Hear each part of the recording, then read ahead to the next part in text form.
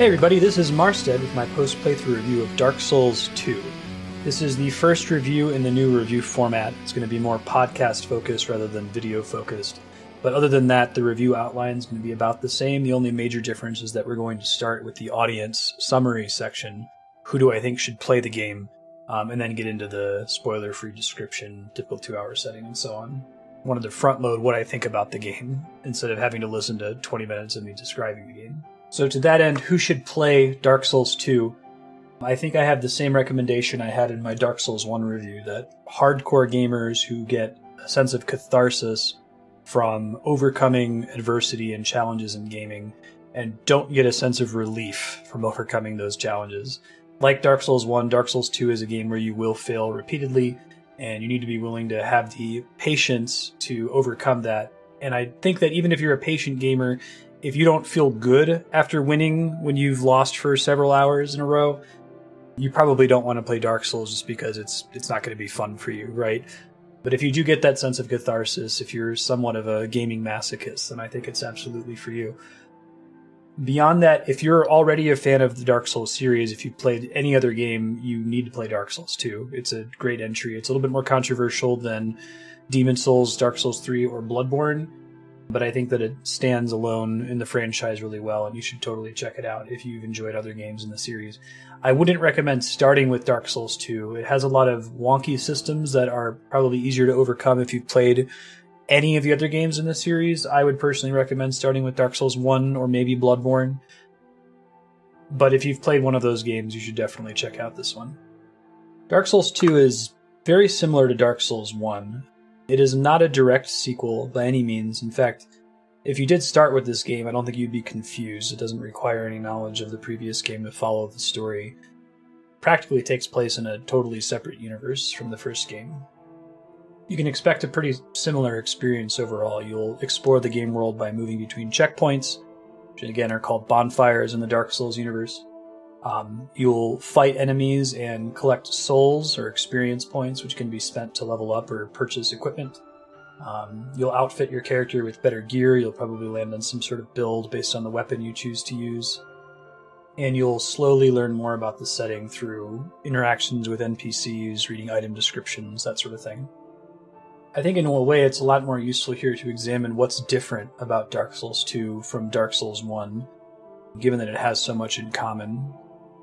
First of all, Dark Souls 2 is a much larger game, especially when you take into account the 3 DLC installments. It is by far the longest game in the Souls series. You can be playing this for a very long time before you beat it and fight every boss in the game. The core level design, the structure of the game world, is pretty different from every other game in the series because Miyazaki, the sort of cult of personality auteur director behind the Souls series, wasn't as directly involved in Dark Souls 2, and he's kind of the brains behind the spiral level design that we saw in Dark Souls 1 and Demon's Souls. When you play a Miyazaki-directed Soulsborne game, you can expect levels to make sense, that, you know, if you see something off on the horizon, it's exactly as far as it looks, and that if you go inside of a building, the building actually fits into the world that's outside of it. You tend to find shortcuts that loop back in on themselves. It's the whole spiral design idea. Rather than constantly getting new checkpoints, you might kick down a ladder or unlock a door that takes you back to a bonfire you had already visited. So it's less about having a large series of checkpoints and more about finding unique ways to let you get back through the level more quickly. Dark Souls 2, on the other hand, does have several impossible spaces, so maps that shouldn't technically fit inside of the area that you came from, if that makes sense. And it's a lot more focused on unlocking lots and lots of bonfires and fast traveling between bonfires. You have bonfire fast travel unlocked immediately in Dark Souls 2. It's not something you unlock until the end game in Dark Souls 1, and even then, it's limited to a few specific bonfires. And it's for that reason, although that's a great quality of life feature, that Dark Souls 2 feels a lot more segmented, and there's a lot more discrete arcadey levels as opposed to one giant breathing game world. You know, in Dark Souls 1, for most of the game, if you want to go from point A to point B, you're going to have to walk all the way there, and it really gives you a sense for the scope and size of the world.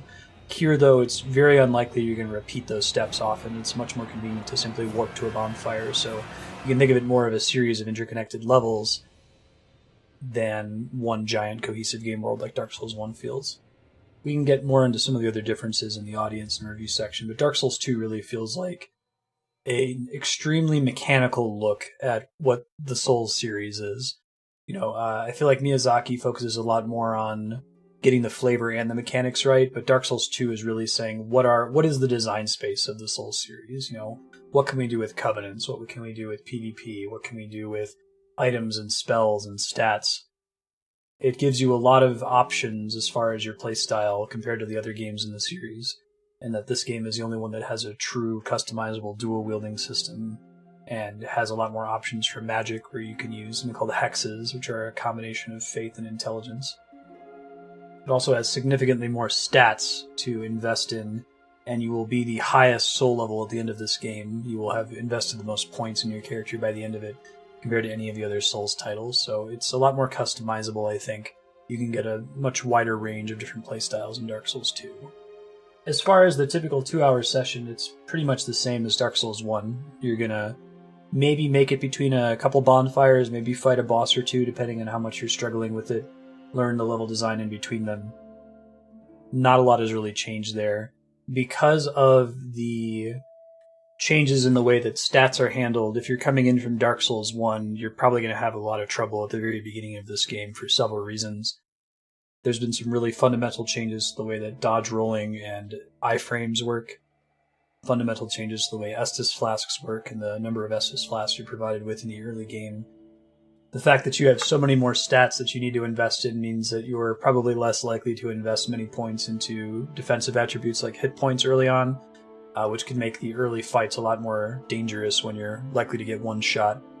I feel like Dark Souls 1 is set up so that you kind of have to go out of your way to put yourself in a situation where you can get one shot, and it's less true in Dark Souls 2. I think Dark Souls 2 is less solvable because of a lot of these mechanical changes. If you think about it, in Dark Souls 1, there's a kind of correct build you can converge on in the endgame that starts to make fights that are supposed to be very hard actually kind of trivial, which I think is contrary to the whole design goal of the Souls series in general. That isn't true in Dark Souls 2, although the difficulty curve is still upside down. Probably your first 10 hours of this game are when you're going to have it the hardest, when you're still trying to get your stats to a balanced place, you're able to do decent damage, you're able to avoid getting one shot. Until you get to that point, it's going to be quite a bit harder. And I mention all that in this section just to say that a typical 2-hour session in Dark Souls 2, I think you're a lot more likely to spend your entire session beating your head against a single wall compared to Dark Souls 1, where unless you're dealing with a really, really difficult endgame enemy, you're probably going to be at least beating a boss or clearing a bonfire in typical 2 hours. Cathartic milestones are basically the same. Defeat bosses, find new bonfires. There is a new cathartic milestone in this one, although it's more pity catharsis than anything.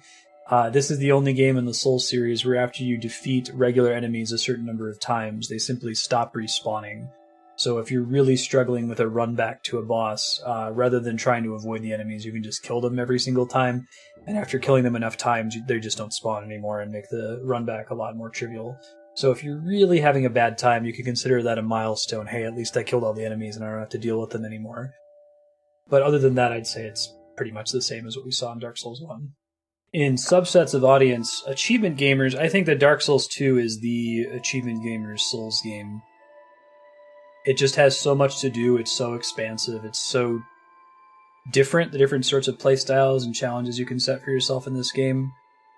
The only area where I think this game falters for achievement gamers is at the SL1 playthrough, Soul Level 1, where you choose not to level up, is really brutal in this game, and we'll talk about the reason why in the mechanics section.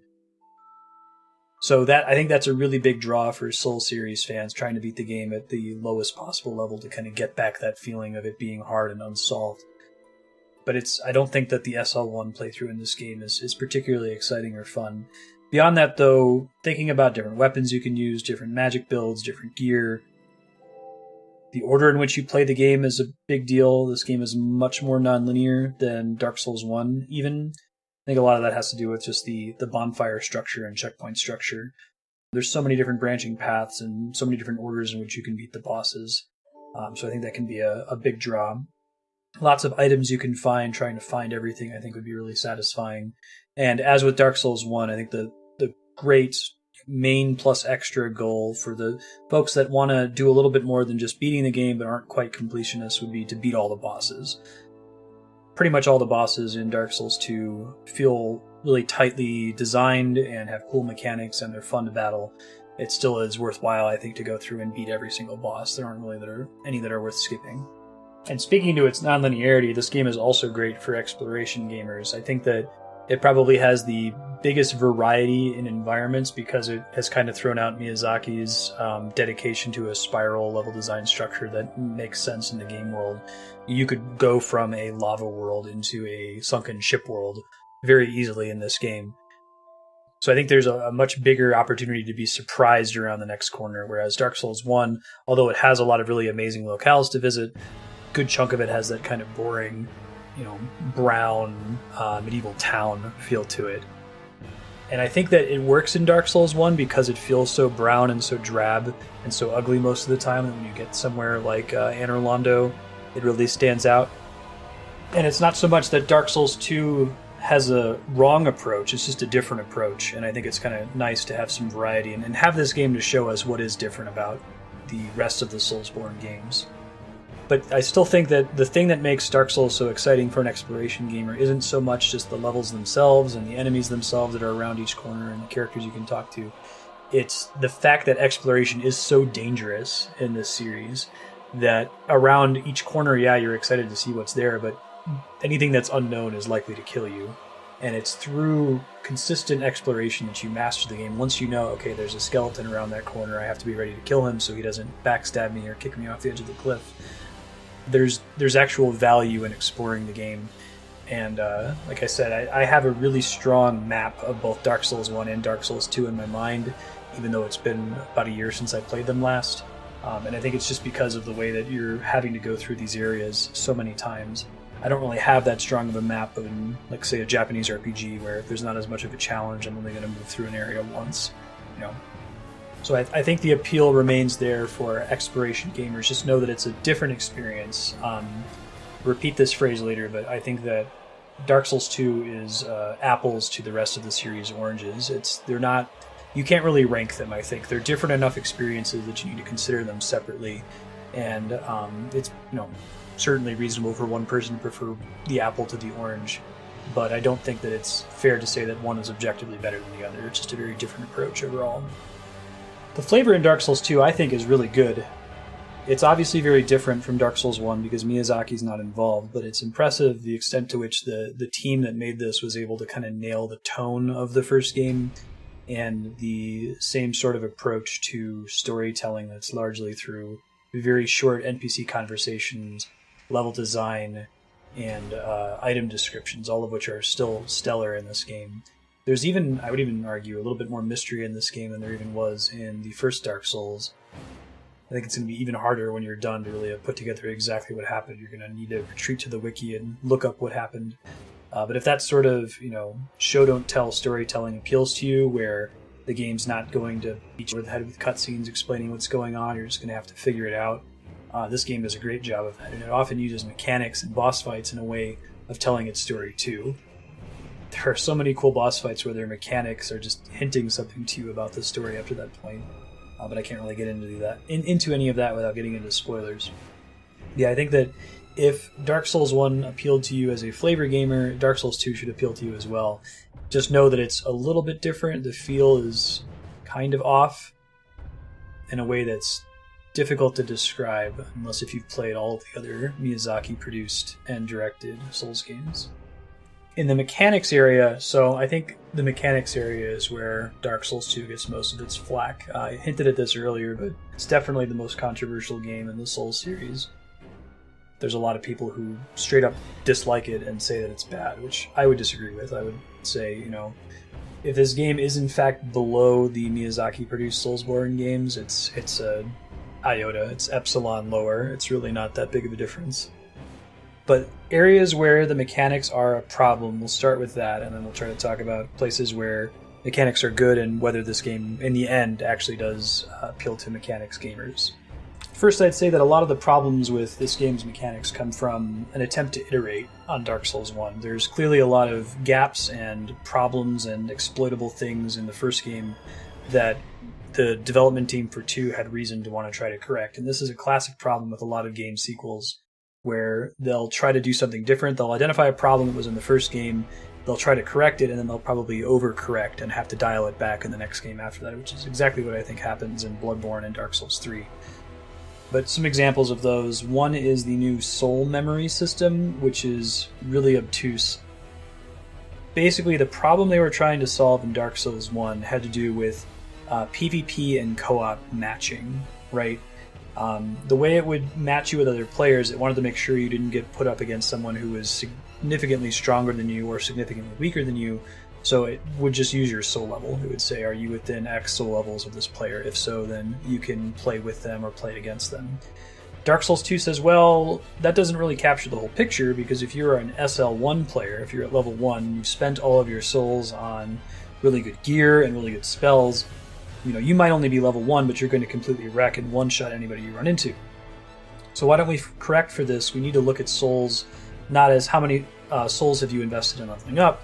We need to look at souls as how many souls have you earned, period, because that's a better reflection of how much farming you've done, what sort of gear you can be expected to have. And so it creates this system called soul memory, which is the total number of souls you have ever obtained. Notably, it's not the total number of souls that you have ever spent, which might make this a little bit fairer, or even spent on useful permanent items like weapons and armor, or upgrades, like Titanite upgrades. It's just how many have you earned, including how many have you earned and then lost due to dying. So it's a very difficult system to parse if you're trying to go out of your way to participate in co-op and PvP. I think it leads to a lot of angst and strife among people that try to play Dark Souls not as a single-player game or like to enjoy the PvP. But I think it was a good try, and I think that completely tossing the idea wasn't really the best solution. It would have been interesting to try to iterate on soul memory and fix the problems inherent to it, like make it so that it tracks more than just your levels up. It was a good idea, but I can see why people are annoyed by it. And when it comes to the stats in Dark Souls 2, it's a similar issue where there was a clear problem in Dark Souls 1. The endurance stat in the first game is extremely overpowered. It governs your equip load and your stamina, and to some extent your stamina regeneration, and is just too powerful of a stat compared to all the other stats, and too mandatory to level up to be successful in that game. So their solution in Dark Souls 2 is to split endurance into multiple additional stats, and even bring in a brand new stat called adaptability, which is, I think adaptability might be the biggest problem in Dark Souls 2 from a mechanics perspective. Adaptability is a brand new stat with a function that's extremely obtuse and wouldn't be clear to anyone who hasn't Googled it and looked up the article on it on the Dark Souls wiki. But it's also extremely critical to making this game a fun experience. It's kind of a stat tax that you have to pay. You really want to boost your adaptability to a point where the game becomes playable again. Essentially what it does itself, all it really affects is the speed with which you consume items, especially Estus flasks, the healing items in the game. But it also is, there's a derived stat called agility that's based on the number of points you have in adaptability and attunement. And agility is what determines the number of invincibility frames you have on your dodge roll. When you start the game, your adaptability is so low that you do not have competitive invincibility frames compared to what you may have expected in Demon Souls and Dark Souls 1. And the Estus flask is extremely slow to consume. So that's why I said earlier that this game's difficulty curve is almost upside down, in that when you first start playing it, even if you're an experienced player coming in from Dark Souls 1 or any of the other Souls games, your intuition is going to be wrong for everything. You're going to expect that you have enough invincibility frames to dodge an enemy attack, and you simply don't because you haven't yet leveled up enough to pay the stat tax and adaptability. So it was an interesting idea to explore this. It's unfortunate that they took such an important critical mechanic in the series, iframes or even Estus Flask healing rate, and made it a stat in the first place. I thought it worked fine without being something you needed to invest in Dark Souls 1, and it's probably a good thing that they got rid of this idea in Bloodborne and Dark Souls 3. I'm spending a ton of time in the mechanics section, but I think that's appropriate because that's where most of the changes really are in this game from Dark Souls 1. Other issues here, there's the hitboxes in Dark Souls 2 are much jankier than Dark Souls 1. The Souls series is famous for having hitbox porn, when the weapon size and the breadth of the attack seems to match pretty closely with when you actually take damage or don't take damage. That's less of the case in Dark Souls 2. it's likely that you'll get hit when it looks like you shouldn't have been hit, and that can be really frustrating, so I can see why fans have problems with that. But at the end of the day, I think that Dark Souls 2 is generally still a very mechanically interesting game, and the flaws that I just listed aren't enough, I think, to make someone who enjoys mechanics in games stay away from it. In fact, the expansion of the number of weapons you can use, the whole dual wielding system, which is new to this game, to speak briefly on that, you can equip almost any two one-handed weapons, and if you have these right amount of stats, you could enter a dual-wielding power stance where you get new custom animations using those two particular weapons, and there's all sorts of combinations to do that. So it adds a lot of customization for the player and custom builds that you can try out. All of those, along with things like the new spells and this game's focus on spellcasting is a very viable playstyle, means that I think that Dark Souls 2 is absolutely still a game for mechanics gamers. Just know that the mechanics are the primary source of people's complaints about Dark Souls 2 in the hardcore Soulsborne community. Don't let that get in the way of you enjoying it, though. As far as style polish, so this is still, I think, a black mark on Dark Souls, and it starts to get better, I think, in Bloodborne and Dark Souls 3. Dark Souls 2 has a style, but I wouldn't say that it's stylish. Even with the new, more varied environments, it's less of the muddy browns and like medieval towns from what you see in most of Dark Souls 1. This game still feels pretty ugly. The UI has a lot of issues. It's quite clunky. It's not a convenient way to sort through the things that you obtained. It can be annoying when you find a new item and have to search through every inventory tab because you don't even know what sort of item it is. It's definitely an improvement on Dark Souls 1 overall. It looks better than the first game in a lot of ways, but it still has a ways to go. And like I said, I don't think it actually starts to look better until Bloodborne and Dark Souls 3. It starts to feel a bit more polished at that point. At the end of the day, the polish of Dark Souls isn't focused where it is in a lot of other games. Nintendo tends to make extremely polished games. Blizzard tends to make extremely polished games, and a lot of that polish presents itself in the UI, in the quality of life features in the game, and Dark Souls doesn't really spend any effort on that. They spend their effort on the combat and on the enemy design and on the environment design. Even with Miyazaki missing from this one, there's still a lot of love and care put into the enemy placement and map setup. So I think that style polish is probably something you're going to have to push through to get into Dark Souls rather than something you would play it specifically for. It does get better later in the series, and Dark Souls 2 is definitely an improvement over Dark Souls 1, but it still isn't all the way there yet as of this game. And lastly, in audience and the subject of hype, Dark Souls 2 is an extremely hype-filled game, just like Dark Souls 1. I think the whole series, this will be true. It might even be one of the poster children for a single-player hype game. It is so exciting to go and watch somebody else play a Souls game, and especially in Dark Souls 2, where there are so many different ways you can approach this compared to every other game in the series. The different builds you can attempt, I think you have the highest variety of possible builds in Dark Souls 2 that are all quite viable. Outside of needing to level up adaptability, there's lots of different viable ways to complete this game, and I would love to see someone try it with fist weapons, or with dual-wielding clubs, or with divine magic only, or with hexes. I think that's a really exciting thing, and I absolutely get the hype side of the equation. I don't watch a lot of Twitch myself, but the bit of Twitch I do watch, if I see a streamer that I follow and they're playing a Souls game blind, I'm really excited to tune in and see what their experience is, and that's still true for Dark Souls 2.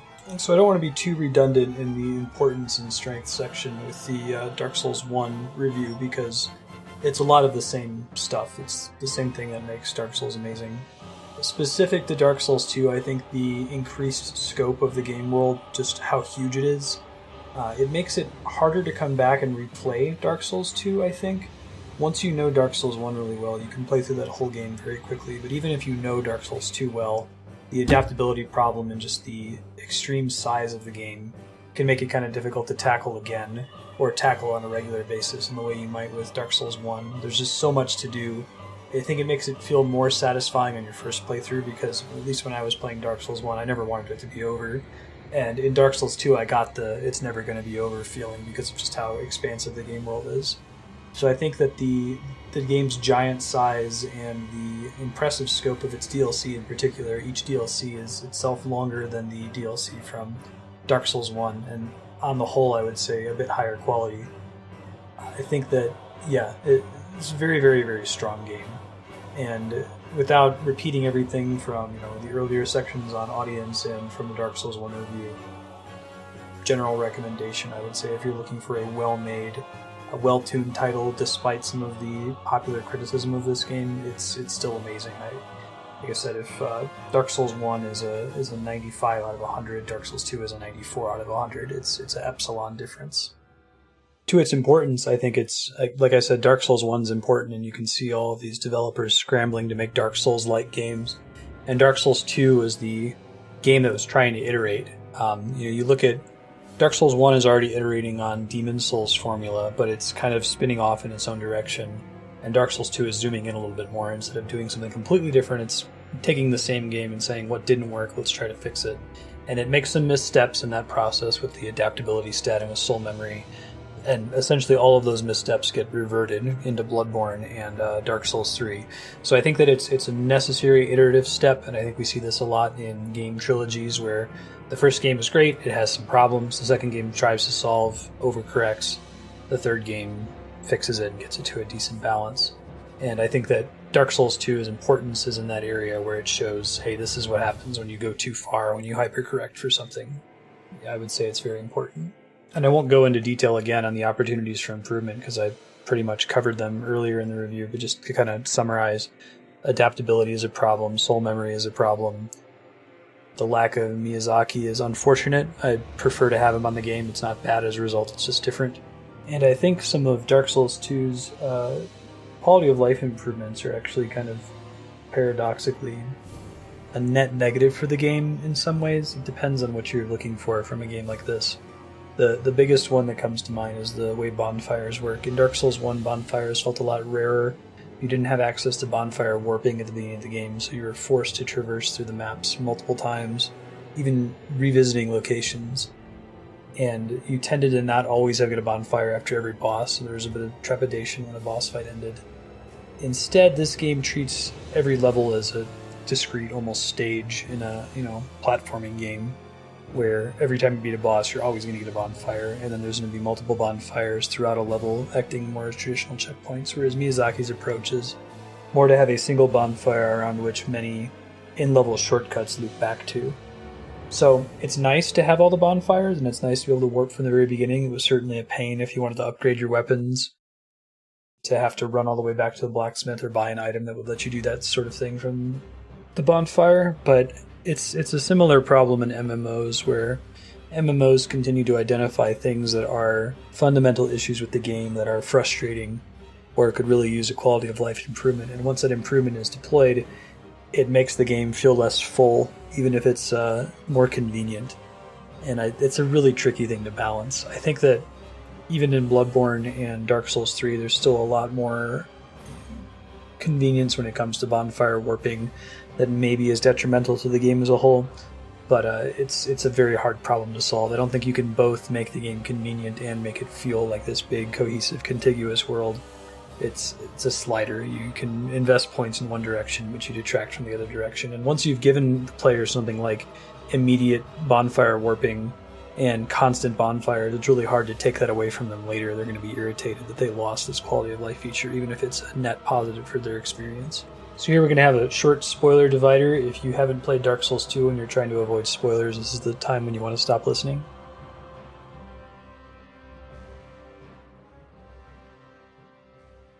We're back. So standout moments. There's a lot of standout moments in Dark Souls 2, and they're almost all boss fights.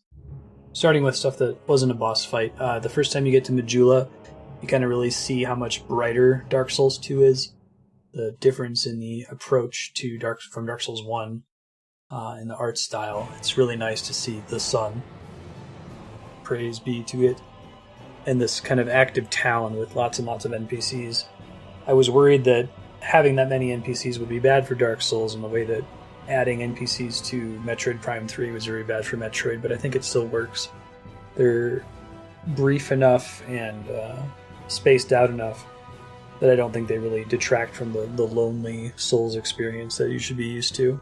I really liked Aldia's Keep and the Dragon Shrine in particular, and I guess this is a change unique to the Scholar of the First Sin version, but there are enemies there that so long as you fight the big burly knight characters, the dragon knights will leave you alone. They just kind of stand on either side of a staircase and bow to you.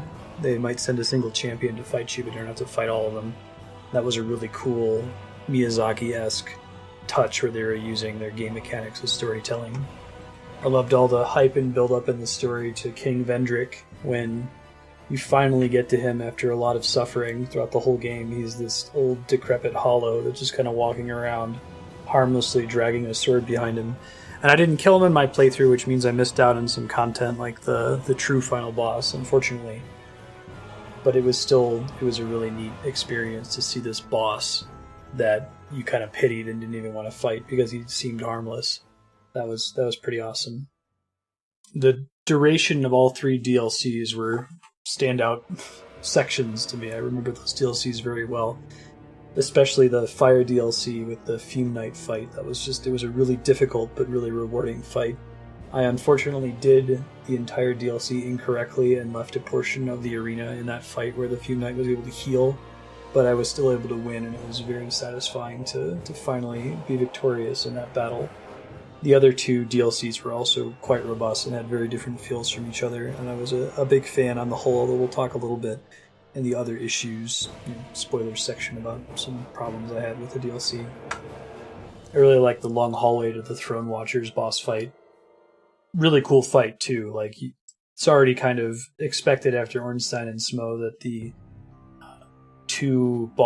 double boss fight was going to be really, really tricky and fun and a highlight of the game, and it certainly was here, especially because if you don't kill them at the same time, one boss resurrects the other.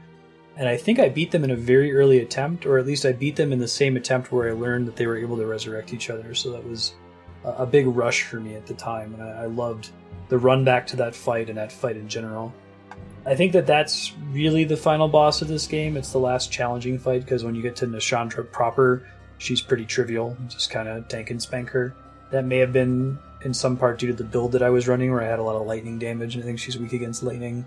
I've seen a couple other streamers that have struggled a bit more with Nashandra, but she felt more like a victory lap, which was surprising given how little Gwyn felt like a victory lap. He was legit difficult on your first attempt.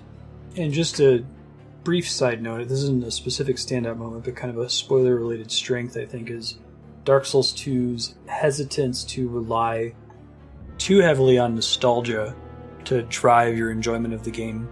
Nostalgia is a much bigger focus of Dark Souls 3, but I think it fits into that game's story a lot better, and given that this wasn't made by Miyazaki, it's a different team, I think that it would have been really easy for them to use nostalgia as a crutch.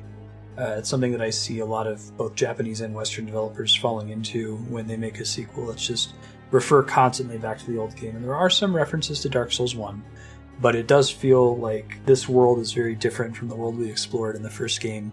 And they're careful to be vague and sparing with their usage of nostalgic elements instead of just constantly harping on, hey, do you remember this? Like we see in a lot of other famous series. Other issues that are spoilers, I can only really think of one, and it's across all 3 DLCs. There are these areas that have a boss at the end of them that were intended to be co-op zones, so they're very easy to summon people into, and they have a lot of really annoying enemies, many of which are able to hobble the player's movement, making the salty run back, as it's called, back to the boss much, much, much more difficult. And not difficult, I think, in an interesting way, difficult in a supremely frustrating way. I think this is another example of the Dark Souls team trying to experiment with this idea. What if we had a zone that kind of expects co-op? And I honestly don't even know if these zones would have been smoother with co-op. I played the game wanting to play a completely single player and suffered a lot more in these zones as a result.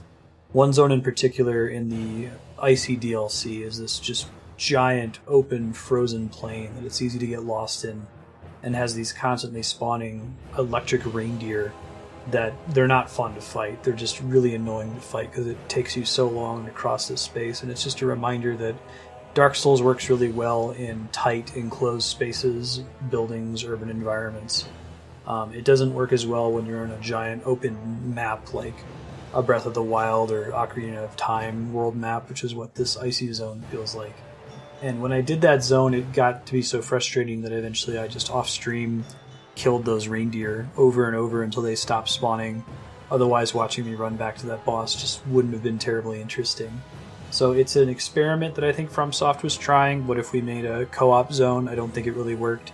I think they should also be careful making content that requires co-op, because a game like Dark Souls 2 now is mostly abandoned on a multiplayer front with the popularity of Bloodborne and Dark Souls 3. And that's definitely not something they could have foreseen, but the same thing could happen to Bloodborne or Dark Souls 3 when the next Souls-like game comes out. And they need to be careful, I think, in designing content that assumes that you'll have someone on command to play with you. But to my final thoughts, I think that Dark Souls 2 is an amazing game. It is, like I said, if Dark Souls 1 is 95 out of 100 or a 99 out of 100, Dark Souls 2 is a 94. It's an epsilon difference. It's really, really good, and I think that most of the differences are apples and oranges. It's a very different game. I think it's easier at the end of the day to try to compare Dark Souls 3 and Dark Souls 1, given that they're both directed by Miyazaki and they kind of deal with more similar subject matter than it is to compare 2 to 1.